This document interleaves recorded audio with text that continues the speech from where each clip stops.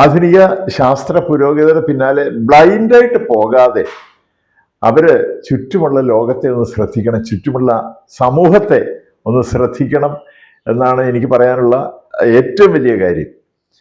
അടുത്ത് നിൽക്കുന്ന ആൾക്കാർ, അവരുമായിട്ടുള്ള നിങ്ങളുടെ ആ ബന്ധം അത് ഊഷ്മളമാണെങ്കിൽ തീർച്ചയായിട്ടും ജീവിതത്തിന് മധുരം കൂടും.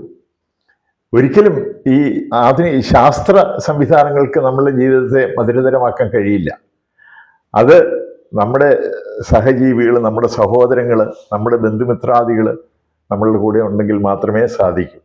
അത് നിങ്ങൾ മറന്നു പോകരുത്. ആ ഒരു സനാതനമായ സത്യം മറക്കാതെ ആധുനിക ശാസ്ത്ര വിദ്യകൾ ബുദ്ധിപൂർവ്വം പ്രയോഗിച്ചു കഴിഞ്ഞാൽ നമുക്ക് ഈ ഭൂമി ഒരു സ്വർഗമായി മാറ്റാൻ കഴിയും. ഞാൻ കഴിഞ്ഞ ദിവസം ഒരു ഫേസ്ബുക്കിലെ മറ്റൊരു നോട്ട് കുറിച്ച് വെച്ചു. സ്പേസിന് പ്രത്യേകിച്ച് വാല്യൂ ഇല്ല. സ്പേസിൻ്റെ വാല്യൂ നമ്മൾ ക്രിയേറ്റ് ചെയ്യുന്നതാണ്.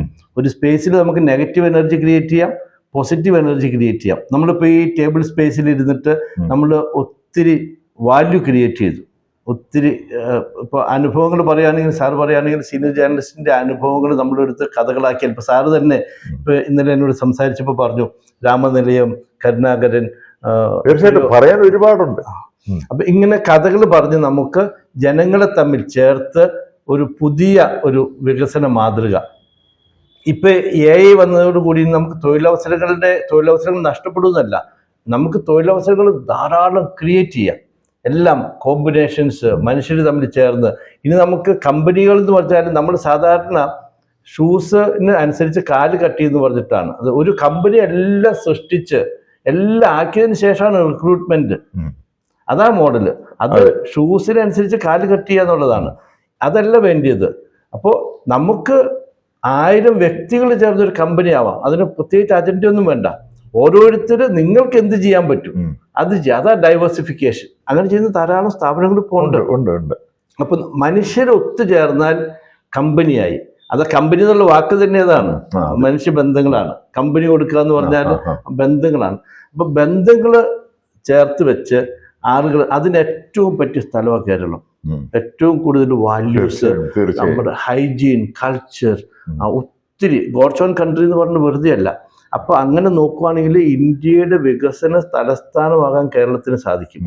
ഞാൻ 3 കരിയർ എന്ന് വെച്ചാൽ കരിയറിൻ്റെ ഒരു ഡിഫറെൻറ്റ് ഡയമെൻഷനിൽ, ഒന്ന് ട്രാവൽ ഇല്ലെങ്കിൽ കരിയർ ഇല്ല. അതുപോലെ മെൻറ്റർ ഇല്ലെങ്കിൽ കരിയർ ഇല്ല. ഒരു മെൻറ്റർ ഉള്ളതുകൊണ്ടാണ് ഗൈഡൻസ് വേണം. Mentor, travel, mentor, connect.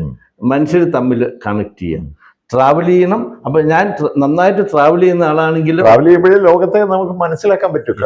ആൾക്കാർ നമ്മുടെ ഭാഷയും നമ്മുടെ വേഷവും ഒന്നും ഇല്ലാത്ത മറ്റു ഭാഷയും വേഷവും ഒക്കെ ഉള്ള ആൾക്കാരെ, സംസ്കാരമുള്ള ആൾക്കാരെ അന്നേരമേ മനസ്സിലാക്കാൻ പറ്റും. അന്നേരമേ ലോകത്തെ മനസ്സിലാക്കാൻ പറ്റും. ഇപ്പം ഈയിടെ ചങ്ങനാശ്ശേരിയിലുള്ള ഒരു ജോബ് സാറ് അരുണാചൽ പ്രദേശിൽ പോയി 10 ദിവസം താമസിച്ചിട്ട് വന്നു. അദ്ദേഹം അവിടുത്തെ ജീവിതം കണ്ടിട്ട് ഇവിടെയുള്ള ആളുകളെല്ലാം അവിടെ നിന്ന് പോകണമെന്ന് അദ്ദേഹം പറഞ്ഞത്. അവരുടെ ജീവിത ശൈലി ഞാനൊരു വേറെ എപ്പിസോഡ് ചെയ്യുന്നുണ്ട് അതിനെ കുറിച്ചിട്ട്. നമ്മൾ ഈ ഭാരതം എന്ന് പറഞ്ഞൊരു വലിയ ഡൈവേഴ്സിഫൈഡ് ആയിട്ടുള്ളൊരു, അതുപോലെ തന്നെ ലോകം മുഴുവനും ഇപ്പൊ ജർമ്മൻ മിഷണറീസ് വന്നിട്ടാണ് നമുക്ക് മലയാളത്തിന് നിഘണ്ടു ലിപി ഉണ്ടാക്കിയത്. അപ്പൊ ഇനി നമ്മുടെ ഒന്നും ഒരു ലോകം ഒരു ഒറ്റ കുടുംബം എന്ന് പറഞ്ഞാൽ അതിൽ വലിയ അത്ഭുതമൊന്നുമില്ല. തീർച്ചയായും. അപ്പൊ മനുഷ്യബന്ധങ്ങളിൽ ഊന്നിയുള്ള വികസന മാതൃകയ്ക്ക് സീനിയർ ജേർണലിസ്റ്റ് ഫോറത്തിന്റെ എല്ലാവിധ പ്രവർത്തനങ്ങൾക്കും we should do something together. Oh, thank you. Surely we will stand together.